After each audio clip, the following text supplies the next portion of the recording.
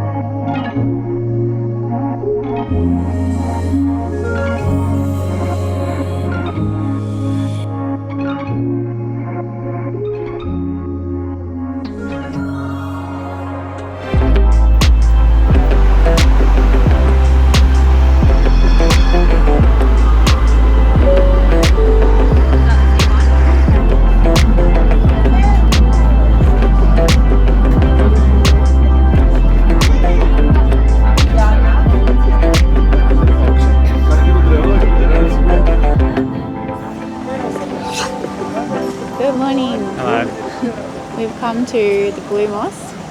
It was a tram ride away from our Airbnb, and it's situated on these really pretty grounds. There's like a fountain there behind us. We can see it's under a bit of construction. Apparently it kind of always is, but let's go and see why it's the most famous in Istanbul. Yeah, it's going off the website. It opens at 5:30 for prayer, but you can't get in there until 8:30 if you're a tourist. We've arrived at 10:30. We're quite late. Yeah, we're pretty late, but I don't really care that much. This is all we have to do today, and then we have to get ready for tomorrow.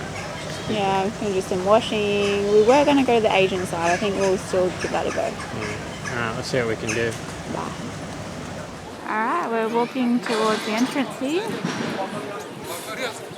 We think.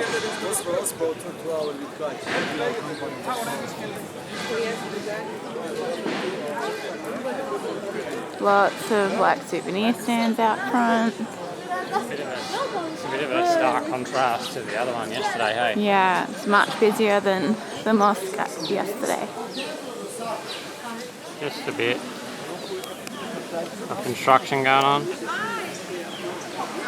Just a bit. I think we've made a grave mistake coming here at this time. I think you look cute in your burqa thing. It's not a burqa. What is it?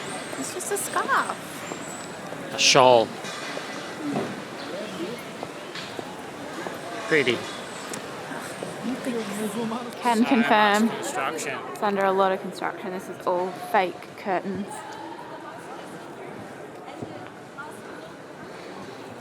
Oh my god, look at the line. This is the line to get in. Over here, Bray.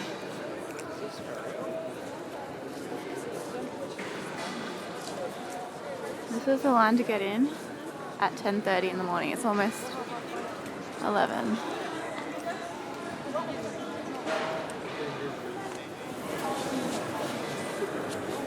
It looks a lot older than the one yesterday too. Do you know how old it is? 1600s. 1620, I think, or 1612 maybe. Do you remember how old yesterday's one was? No. We'll put the age of the other one up because this one looks a lot older. So this is where you come in and you basically got this corridor, so you got this straight down here, and then an L, it's like an L shape, is all you're really allowed access to, and then the other half of it is where they do all their prayer in. But as soon as you walk in, you've got this curtain which is showing you what you realistically would be looking at. Yeah, I was reading this morning, like, don't quote me on it, but the guy who built the joint did like a heap of touring through Egypt and maybe Morocco and stuff, which is why I reckon you'd have all these, like, this colour tone and this sort of mosaic effect. I reckon he got probably from going over there. I don't know if you get this sort of thing in Egypt. Yeah, I'd say Morocco. But Morocco, yeah, but I don't know if it said Morocco or not, but it definitely looks Moroccan. Because I've been to Morocco. That's all I got to contribute to this. Okay, so you can see why it's the most famous, just because of all the mosaics on the roof. But it's under a lot of construction. All of these pillars are fake. All those pillars are fake. But yeah, if you just look up and look at the roof, stunning. All of the mosaics. What do you think? Yeah, it's really cool, but I would say like a solid 80% of it is under construction. Yeah. Like, don't fact check me on that, but it looks like it. Yeah. So one of the pillars that are real is this huge one here. It's like... That is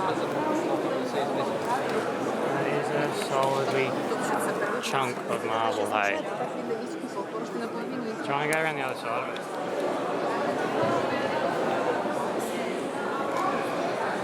So we're just doing some research on this mosque because I wanted to know why it's nicknamed the Blue Mosque. It's not actually named the Blue Mosque. The real name for it is Sultan Ahmed, who was the Sultan who built this after the Persian War.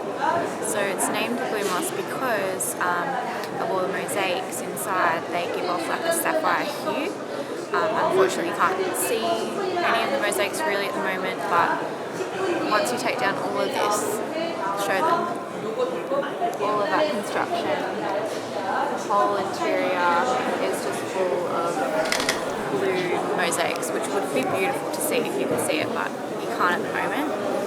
But another fun fact about the Blue Mosque that we just learnt was when the Sultan was building it, he wanted 6 minarets, which are the skinny towers that you see on mosques that are used for call to prayer. That's why you see like megaphones on them, because when the call to prayer starts, you can hear it throughout the city.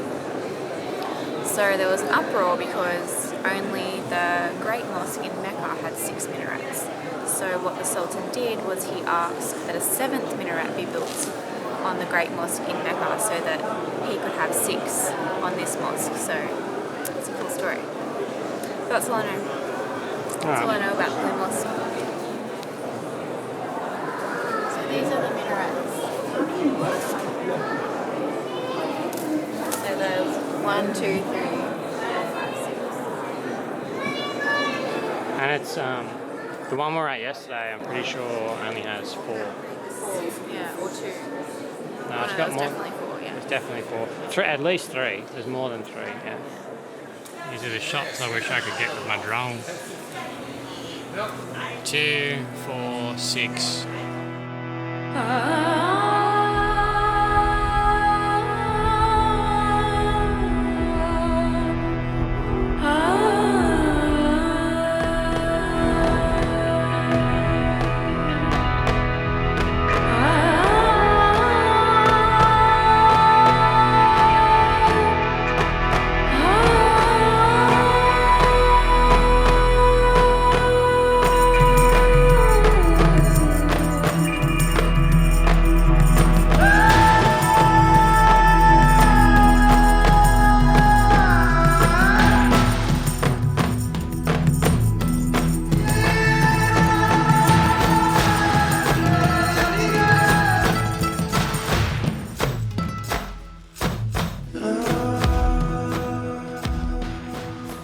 Come to the Hagia Sophia, which is directly across from the Blue Mosque, which is behind that tree there. And there.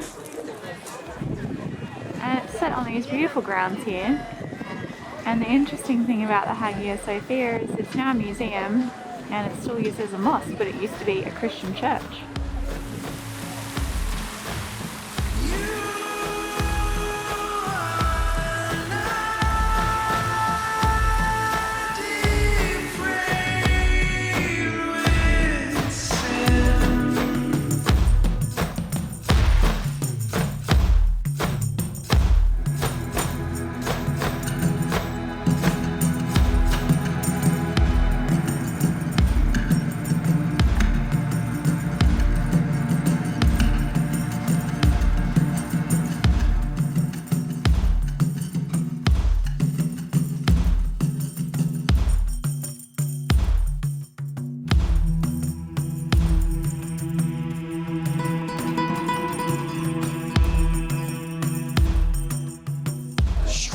What's going on? We're at the Grand Bazaar and it's like a labyrinth of local markets here in Istanbul, so we've come to check it out. Yeah, it's on the Fatih side. It's really close to the Blue mosque. Mosque area. Yeah, it's not really hard to get here.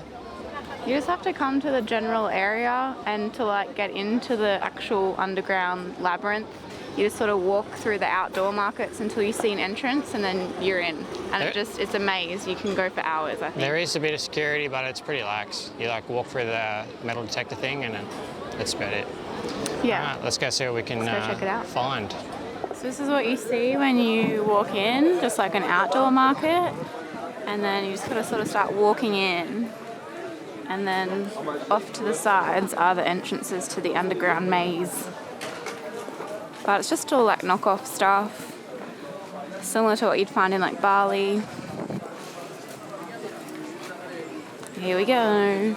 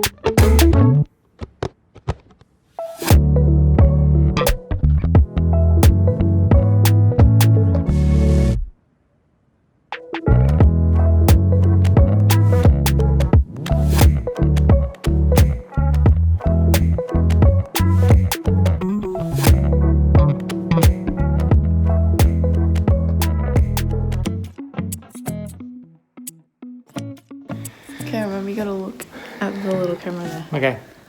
So we're filming on the iPhone because the good cameras are packed away. In my heavy bag. But we're leaving Istanbul. We're catching an overnight bus to Cappadocia. So goodbye to our cute little Istanbul apartment. We'll show you. How do I switch it around? Oh, you can't. I don't think you can. Point is, This is our room. Goodbye, Istanbul. I would give this room a solid 7 very nices. It was very comfortable and lovely. Delicious, nutritious.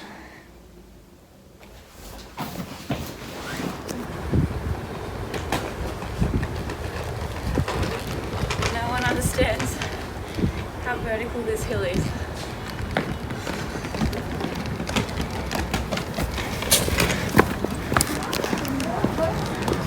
It's the only way to do it.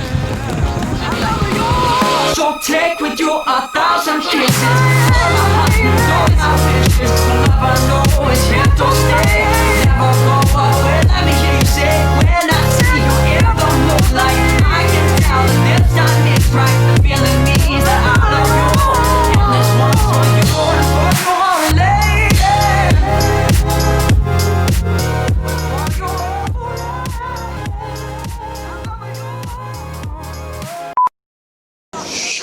Oh, I nearly dropped it.